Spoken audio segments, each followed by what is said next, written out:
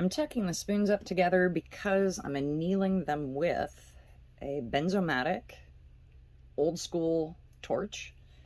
And the ones that you get at the store just aren't that great. They don't give a lot of heat. These give a much better flame, much better torch. And you want to heat right, the hottest point of your torch is the tip of the flame. And this one, of course, is not warmed up this morning, so it's gonna act up on me. See where the tip of that flame is? Right about there. That's the hottest point. So I'm gonna hit the spoons with the hottest point.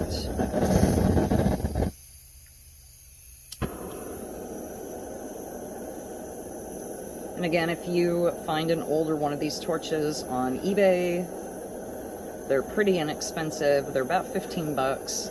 The only bad thing is that in the mornings, they'll do the warming up period just like what you see mine do. So it'll burst out with a bunch of propane and you'll have to turn it off and then light it back up.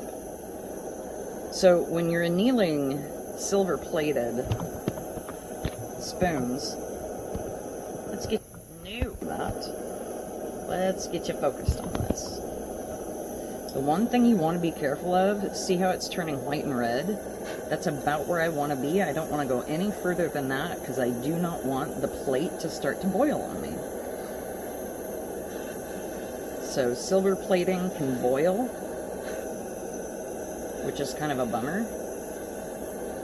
What's under the silver plating, sometimes you can actually polish it to a silver polish, so you don't really have to worry too much.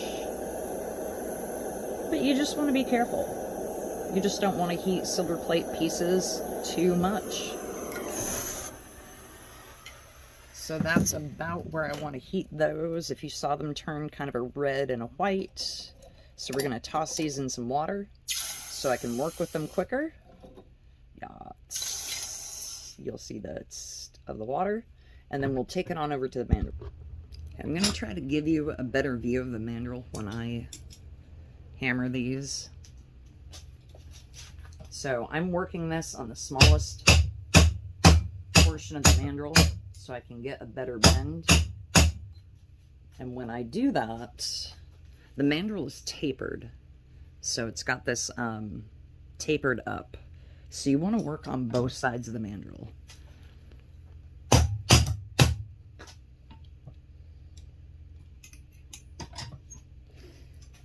And so I've got a nice bend here. The bend here is kind of still suffering a little bit. It's not really working well with me, but I'm going to start to bend it in other areas. So the way that I do this is I overshoot the mandrel. And here, let's see if we can get you guys a better view.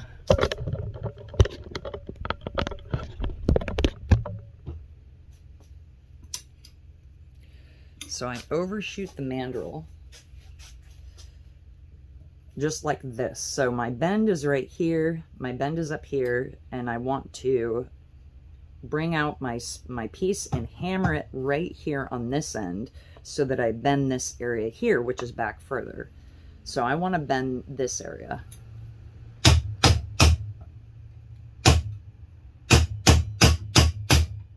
If it's willing to bend. If not, we will have to anneal it again.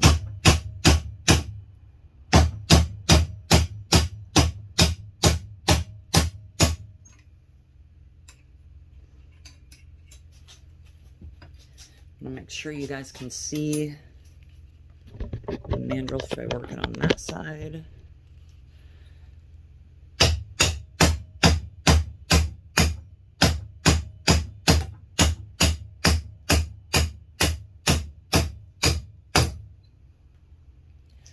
That's giving it a better bend.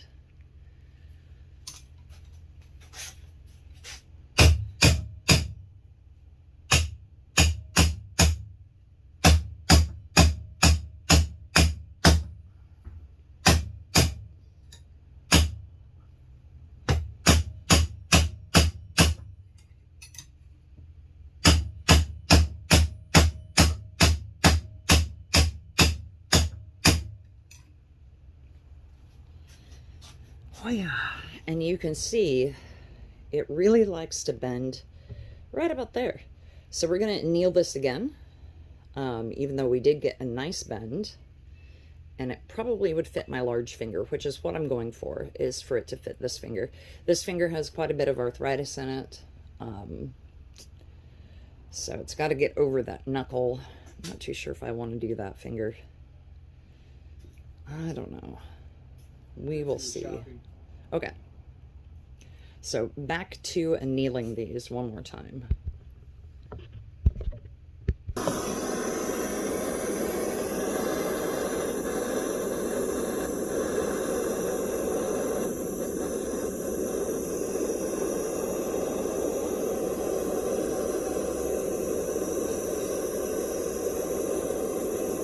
And remember, I'm hitting them with the very end of very tip of my blue flame. That's the hottest part.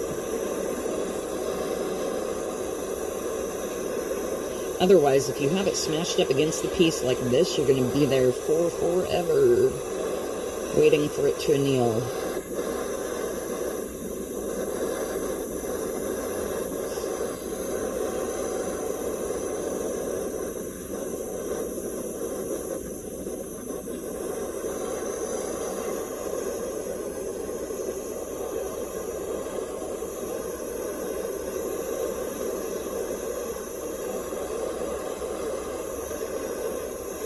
And you can see how the top one, that one's turning red.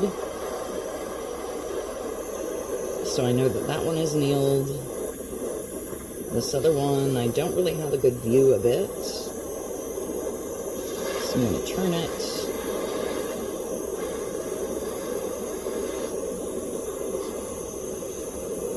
And when it's silver plate, I usually like annealing from the inside. So that way, if I do start boiling the plate a little bit, it won't show on the front. These are both annealed pretty well, actually. So in the water they do go, so that they are easier to work with. Back to the mandrel. Okay, we will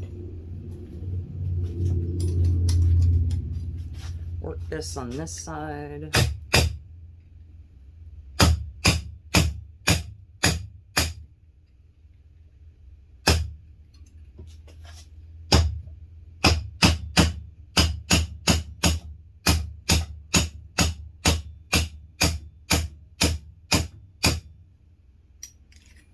Ooh.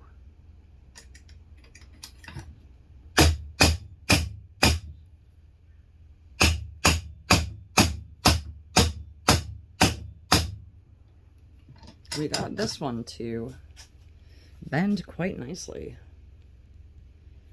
So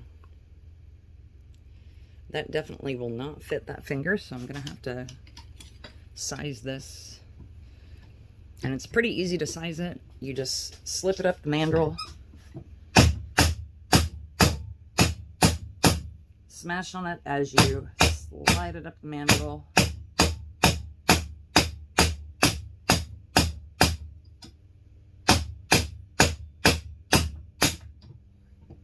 Okay, so we opened it up a little bit, and see, I told you that knuckle,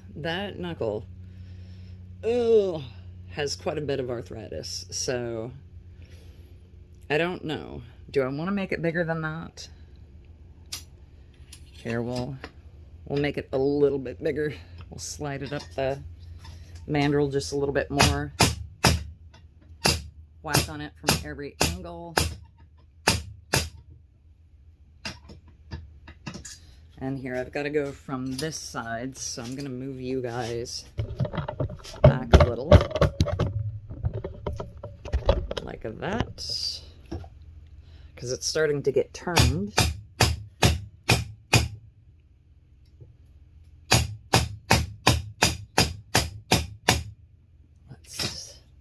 Let's see, is that the magic? Magic amount, that's it, right there. So we want the other spoon ring to fit like that too. So we're going to put it on the mandrel.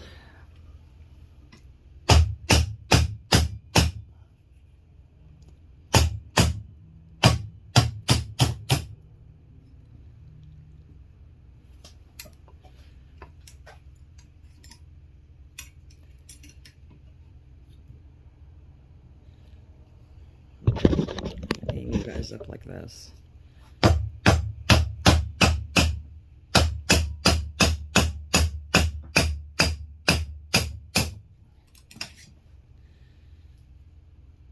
Okay, we have a nice circle, and we have the same problem. So we're going to slide it up the mandrel and whack on it just a little bit. Until it can slide up a little bit easier. There we go. All right. Woohoo! Wow, that's really loose. This one's really loose. So I'm going to stick this on the low end, on the skinny end of the mandrel, and hammer it down some.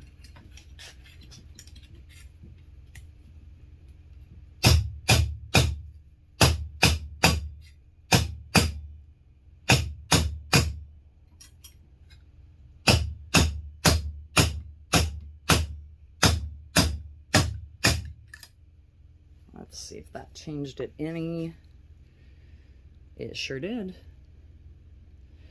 Just barely getting my finger through, so.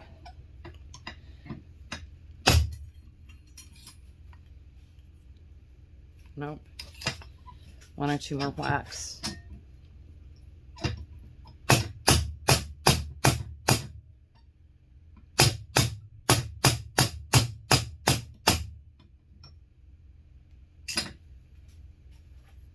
Yep, okay, there we are. The perfect other side. So, we want these to somewhat match. Voila, they do. So I'm gonna cut these exactly where they match on the other side, pretty much as a half round is what I want to cut them at. But I'm going to take them over to where my cutter is and show you how and where I'm going to cut these. So I want these rings to overlap some. I don't know if I want them to overlap that much, but about like that. So if I turn it over, I want to mark what center is for me at this point. And then we will see where that center lines up and divide the difference, if there is a difference.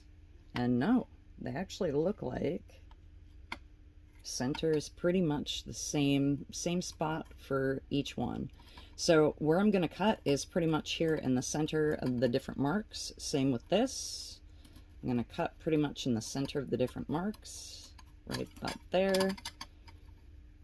And then right about there.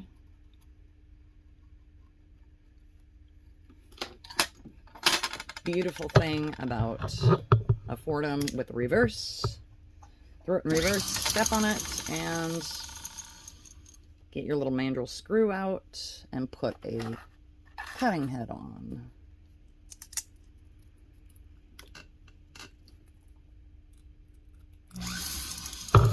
Now I am going to use the fish tank because I did clean the glass this morning so that you can see through my fish tank. So I use a fish tank in my studio, and this is to keep debris, burrs, and other pieces of fine particle dust out of the air.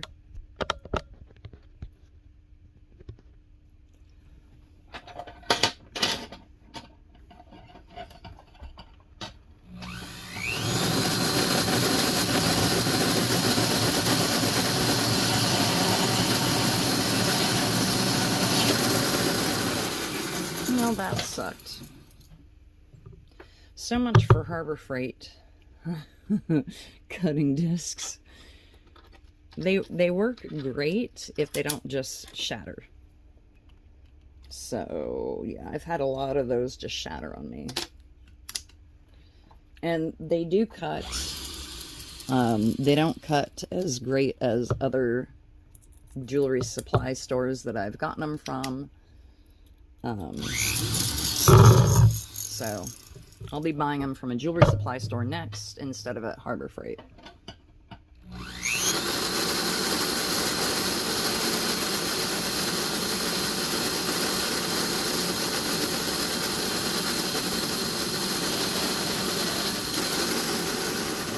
Seriously.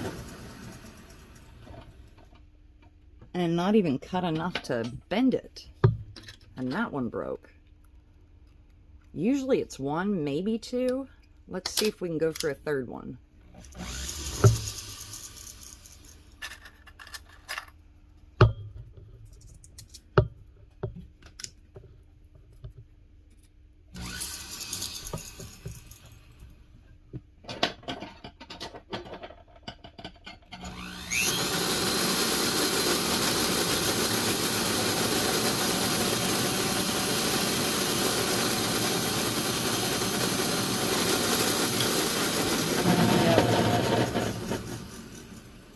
There's a third one. Let's see if I can't just grab this and walk it loose. There we go.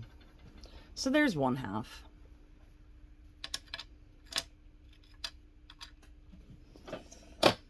Let's get another cutter.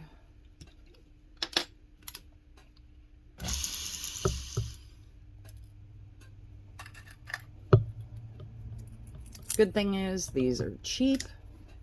Bad thing is, yeah, they break. So do the other ones that you get from jewelry stores, but they're not as bad.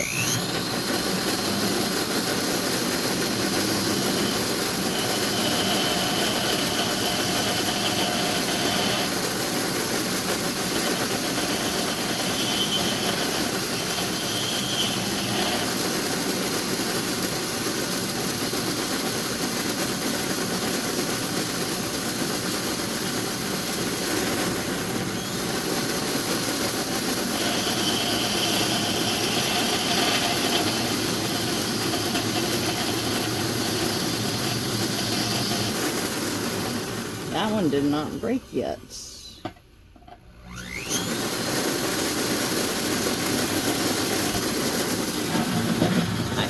I had to say it. I had to say that it didn't break yet, and of course it's going to break. As soon as I say it didn't break yet. Okay. So this is my ring. And if I fit it like this, of course it's going to be oval. But what I really want a part of that ring to overlap, and I'm not sure how I'm going to do that. If I'm going to cut out a part of the ring and then fit in that, which I think is what I'm going to have to do. So which side? This side has a better bend. This side does. This side, though, so this side showed this weird crack when I was hammering it. This side did not. It pretty much kept its shape, didn't crack. So I think this will be the side that overlaps. And I think I will have to cut it. So we're going to mark.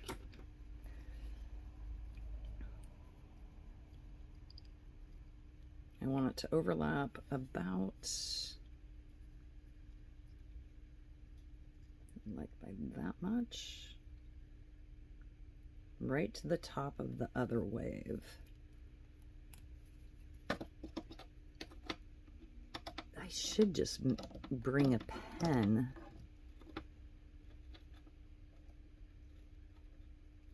But that mark gave me a starting point.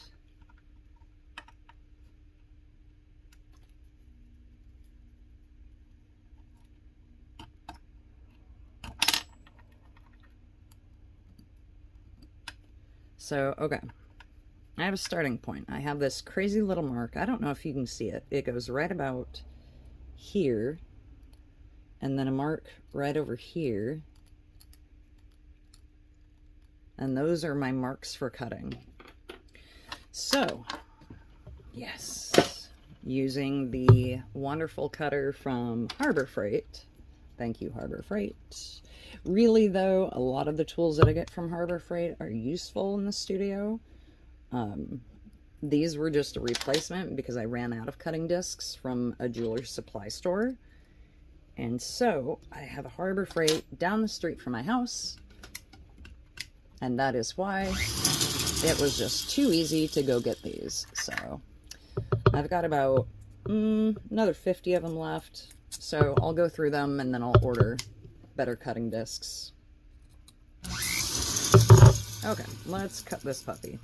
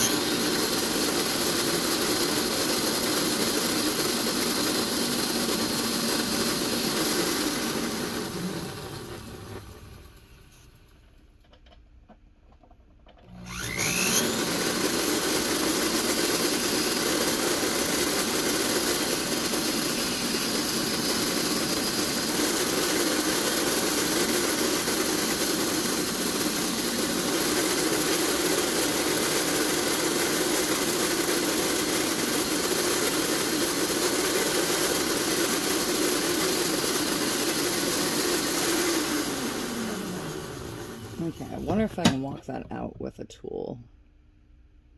Because I know there might be a little too much cut. Okay, let's see how we can reshape this to make it a little bit better. So that... Whoa, that's hot. I might go dunk that in some water so I can actually work with it. So I still need quite a little bit inward. So this area down here, I don't want to cut any more right here.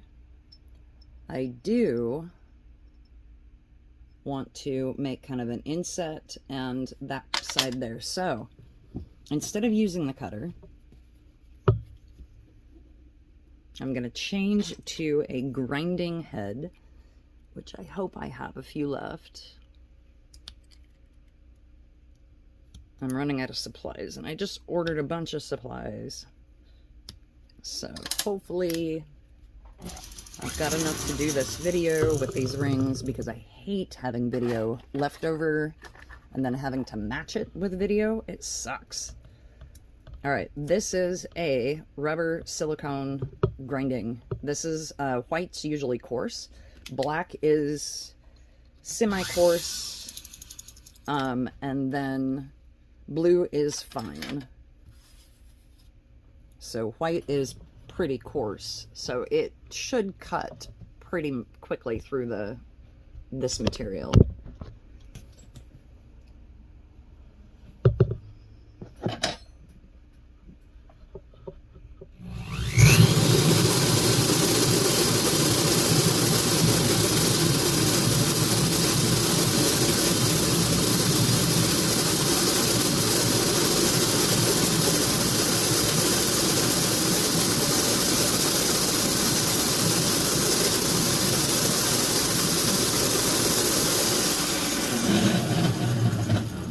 You always want to stop and see where you're at.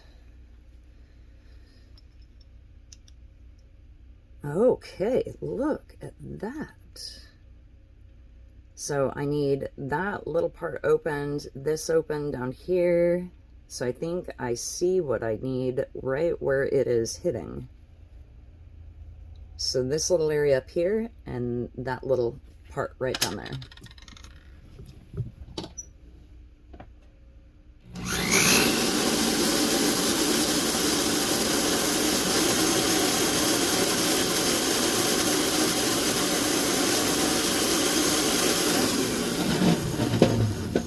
Even if you think you took off just a hair, it's best to just stop and see where you're at. Look, look, look, look. Look at that. Look at that.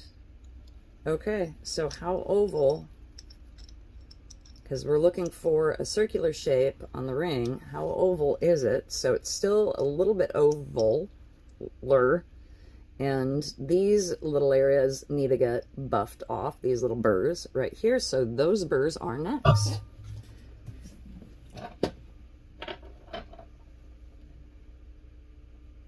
And if you notice, I have a glove that I hold my pieces with, so that way they don't get too hot.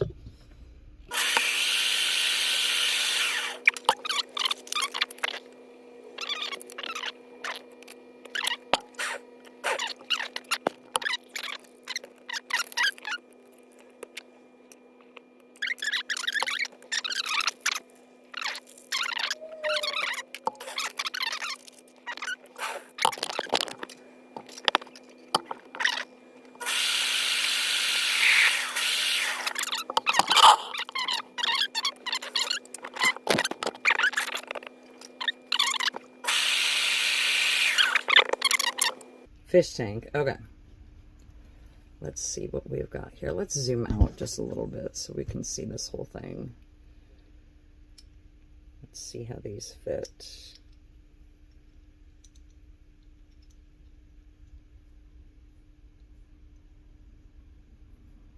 It's still a bit oval to me.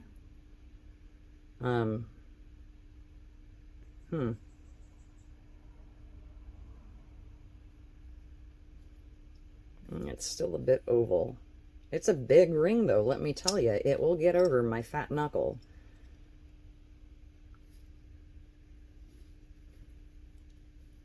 Oh yeah, it's oval, so see how oval that is? So when I put my finger in, you can see that there's a gap on one side and a gap on the other side. So I can either grind down more of this piece, which I don't have. Again, I'm running out of grinders. Let's see what I've got. Or I can cut a small piece off of one side. Let's do that. Let's cut a small piece off. So we would want to get a cutter.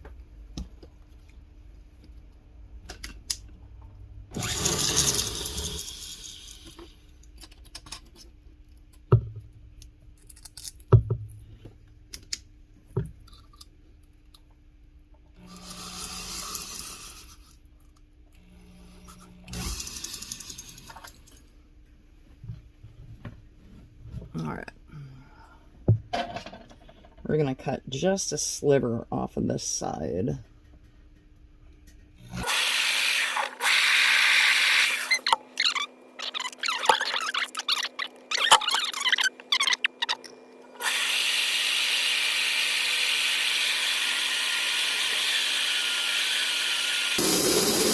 There we go.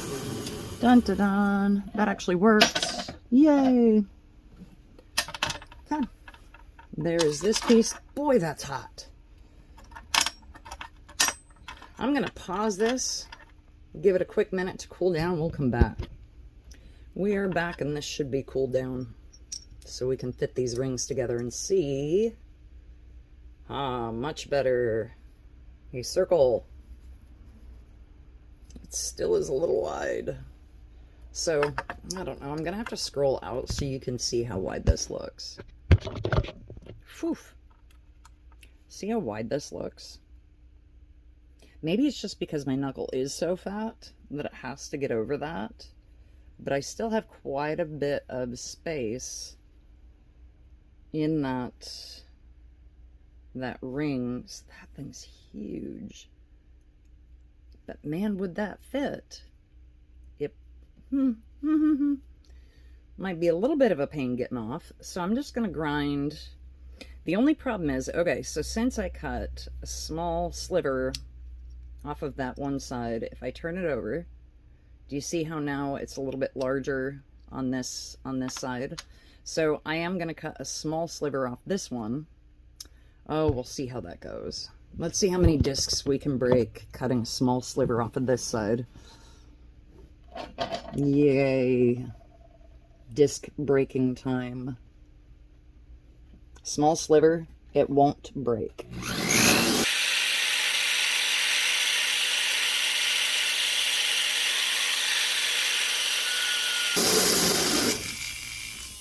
It broke, but I think so did my great Fordham. That is the sound that you get. Listen. Seeing the head is no longer working. So this is Fordham repair. Take this little bound thing. Slide this down.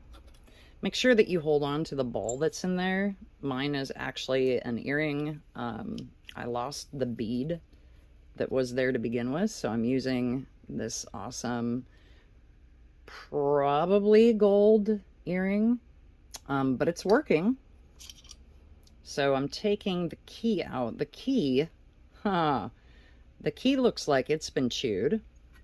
So let's spin this. Nope, we know it's higher up.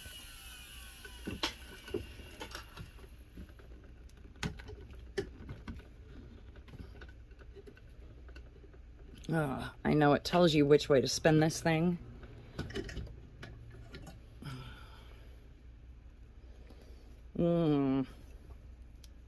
It used to tell you which way to spin this thing. Oh my goodness. All right, time to get some tools and put this on the ground. Okay. Let's see, I think it spins the opposite direction. So it's righty-loosey, lefty-tighty on these Fordhams. And I think this whole piece dropped.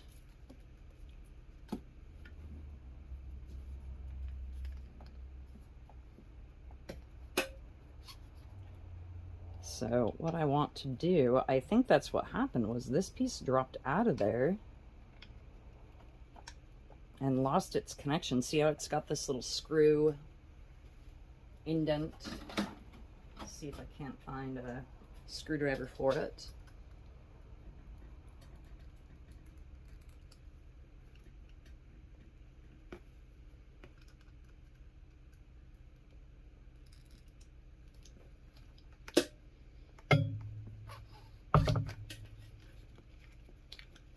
Ah, that's right. Righty tighty, lefty loosey. Righty. No. It's opposite threads on this. So what I just said was wrong. Alright, let's see if that spins the key. That spins the key.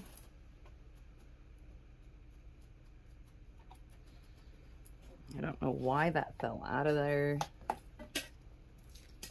This is my kind of patch-up work because my entire plastic piece is come undone. And so I've got to do some new patch-up work, so some new duct tape.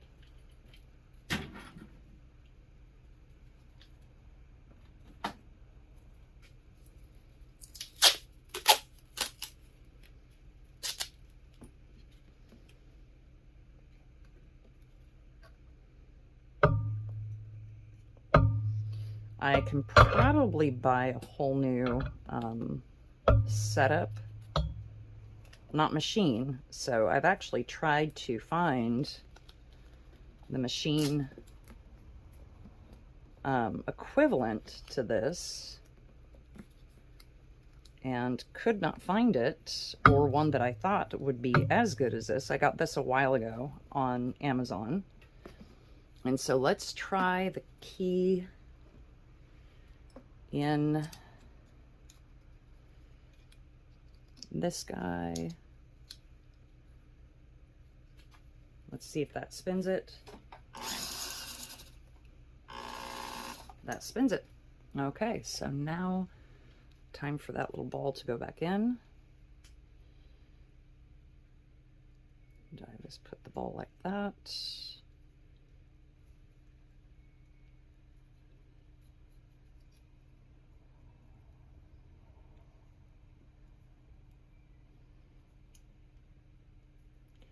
I'm going to make sure that this ball does not go sliding out of that socket, because that is what locks that in. So it looks like this is fixed for now. Should probably do a little more duct tape.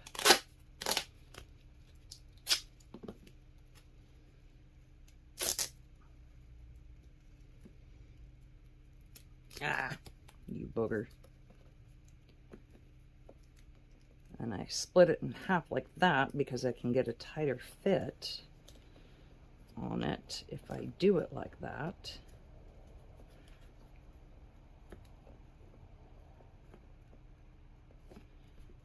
And that's a waste. Let's duct tape it even down further so that we know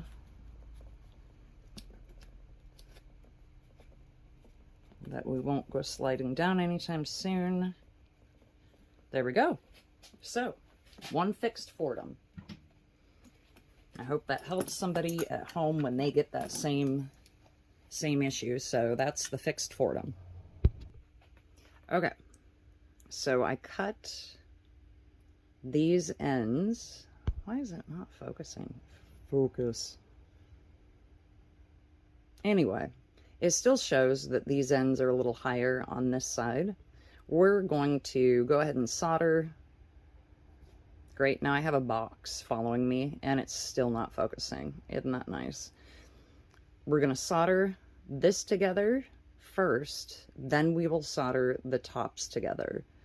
So, this is how I set up my rings to be soldered. I put away my mesh. These are my two, these are kiln shelf pieces. And I have rocks that will help these from being scooted because they don't have a lot of weight to them. So these rocks actually add weight to the kiln shelf pieces. And I just put the ring together and smashed in between the two kiln shelf pieces to the desired look that I want.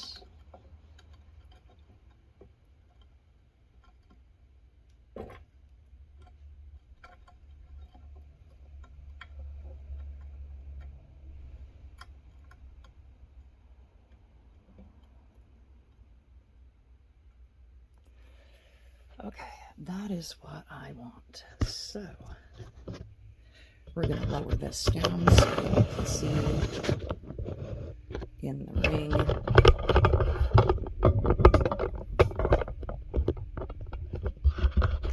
Actually, we're going to lift it up right about there. So I want my camera stand to tighten up, is what I really want. So that way this camera is not just falling, or my phone is not just falling. I'm going to put a little bit of solder in here first, and then we will flip it over and give solder to it. I'm lighting my trusty torch. And first off, I'm going to get on this little pick here that I use, and there's a lot of flux on this pick. But if I heat it, you can see there is some solder on that. I'm going to get some more solder, like a nice little big ball of solder.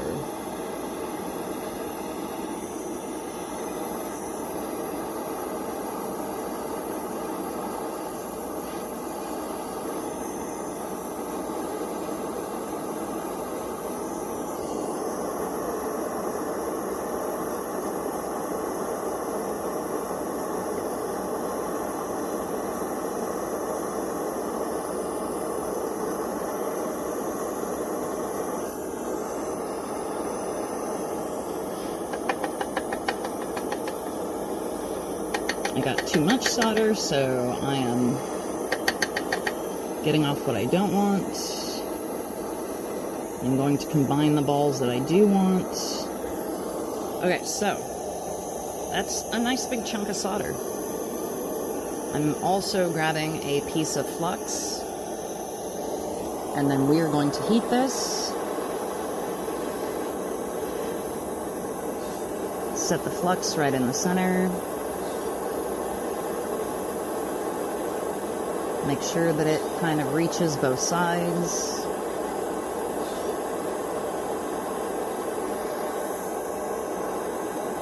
The top gap I'm not too worried about. Now I am. Should not have even tried to do that. There we go. Why is it not staying? Is that exactly how I want it to stay?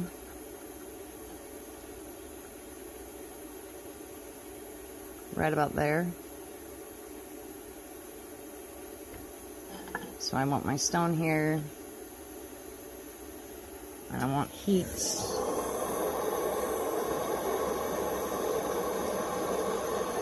There we go.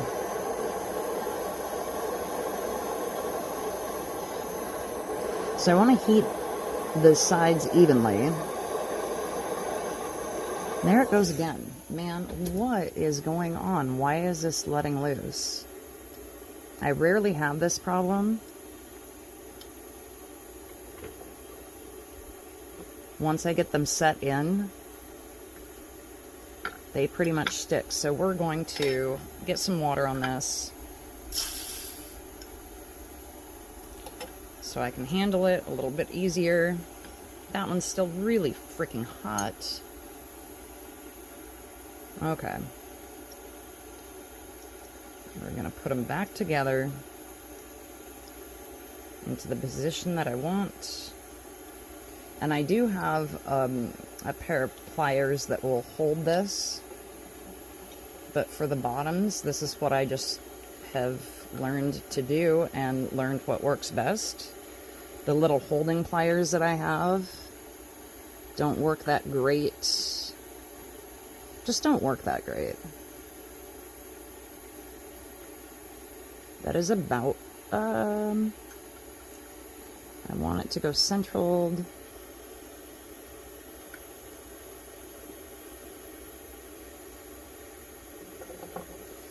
Feels like it's turning it one way and I don't want it to turn it that way. So maybe that's why it's getting pressed in the wrong areas.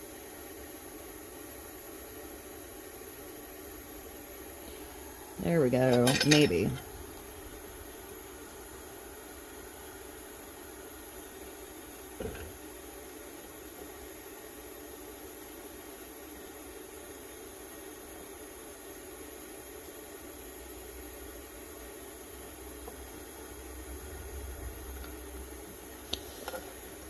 Oh, you booger.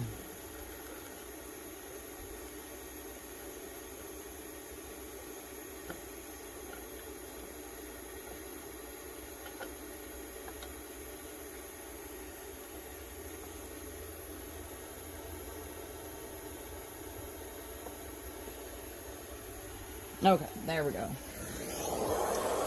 Ah, yes. Back to heating the ring.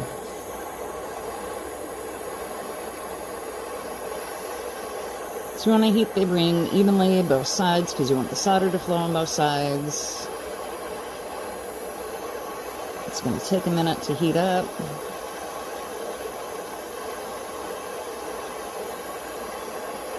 And I'm just playing around with the solder.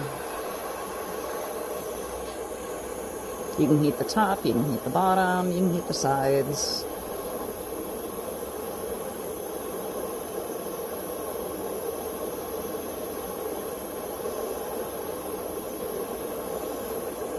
It's definitely not reaching a point to melting.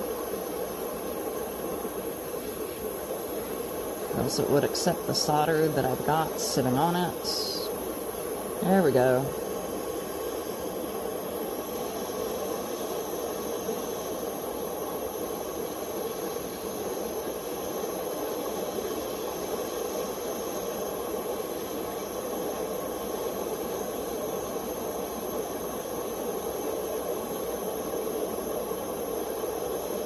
Flow, solder, flow. Yep, okay, the solder just flowed. Give it just a hot second, and then we're going to put it in some water.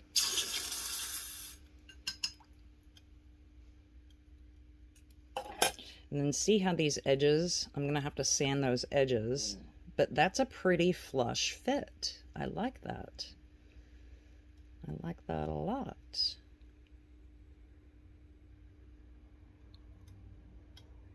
And that fits in very nicely. So I think what I might do, see how this is just slightly higher than this piece here. So on the mandrel, I think I'm going to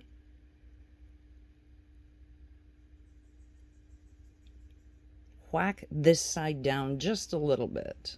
So let's see if we can't do that.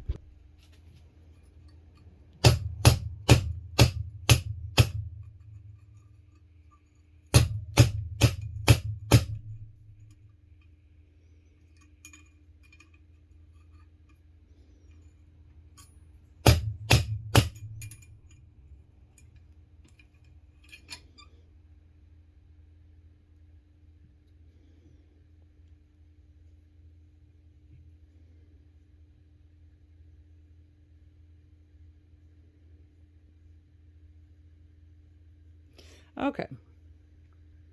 It did leave me with a bit of a gap that I'm not keen on, but we're going to push that together, and when I add solder in there, we should not be able to see that gap. So let's take care of this on the soldering.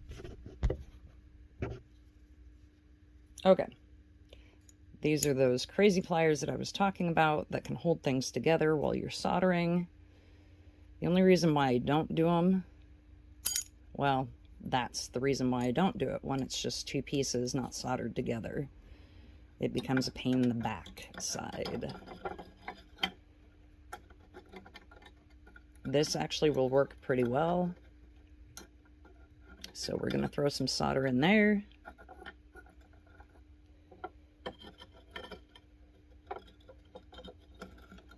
Tip it up like that. There we go. Okay. Let's scroll in for you folks so you can see what I'm doing with the solder. The solder will go right on in there. So let's heat up the torch. Get a little bit of solder on my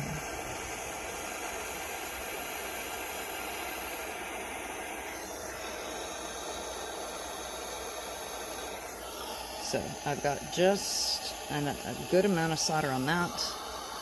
I'm going to get a small bit of flux.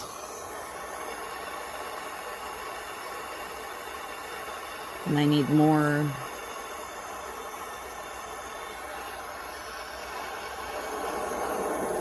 heat, a little more flux.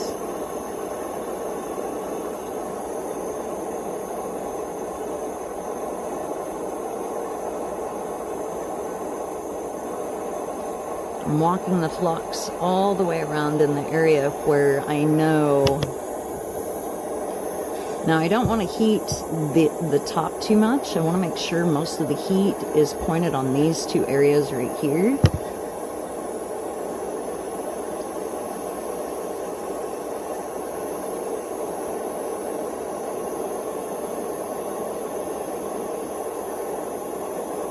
Set my solder down in there.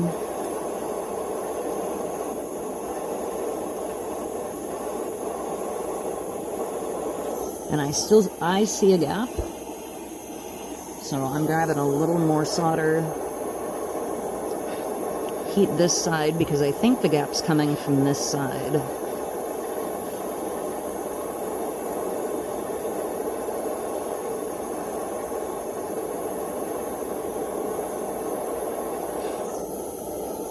Alright, let's just flip her. That makes that hot. Oh yeah, that filled the gap. Hold on real quick. I'm going to grab this with another pair of pliers to show you We filled the gap.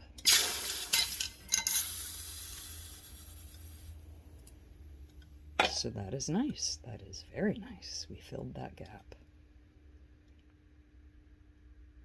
Yeah. All right. So from here, what I want to do is I want to see what kind of a top do I want for this ring. Do I want to just do a plain? I kind of like the idea of doing just this great big plain wave like ring. But I do like the idea of setting stone. So let's go see what settings I have. So these are a bunch of settings that were pre-made by a gentleman who passed away, and his wife sold me a bunch of the settings and the jewelry pieces that he had. And I found a handful of settings like this in there that have lots of teeth and would be perfect for just a small cubic zirconia,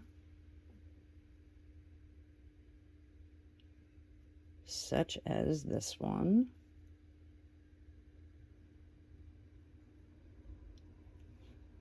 So it's not really focusing all that well.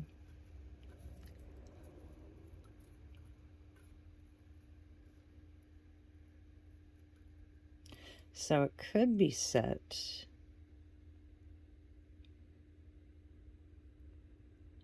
in that one also. So I think, although this one looks a little squished and it just ate my cubic zirconia, I think this is the setting that I'm going to be using. Why is my focus not? I think that's the setting that I'm going to be using. So when I put this on the ring, it will be set like so.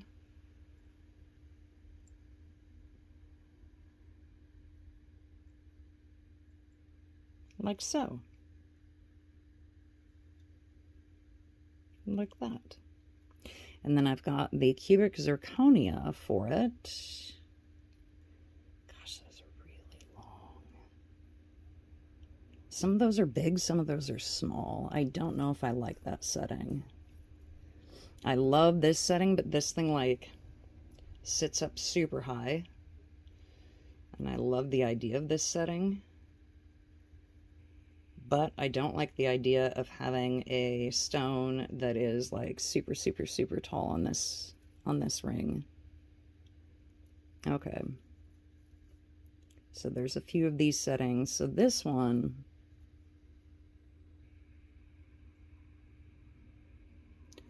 that setting actually looks pretty good too. And this is the stone that I have. So that looks like it would be a good setting. So we are going to put this on the ring as a setting. So back to the soldering table. Okay.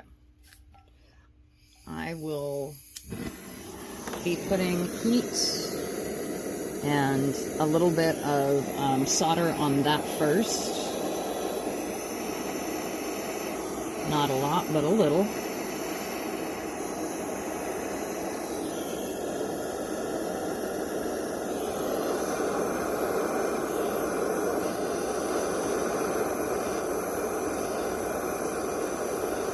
And my solder went into the inside of the setting, not to the outside, so that was fantastic. So what I'm going to do is heat this, because it has solder on the back of it.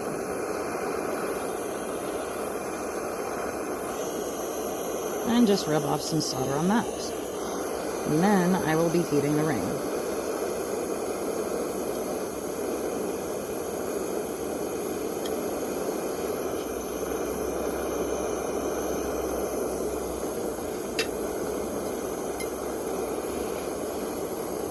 Once the ring is hot enough, I will add the setting.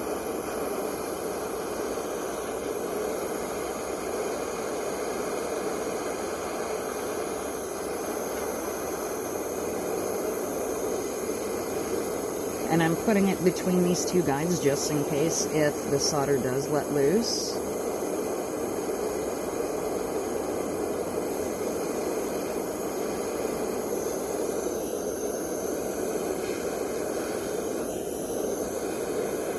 I see the solder flowing. And I think that will do it. Let's make sure that we're straight. So when we look dead on, we are straight. When we look this way, we are somewhat in the center. And when we look straight on, we are somewhat in the center. So I'm happy with that. Okay.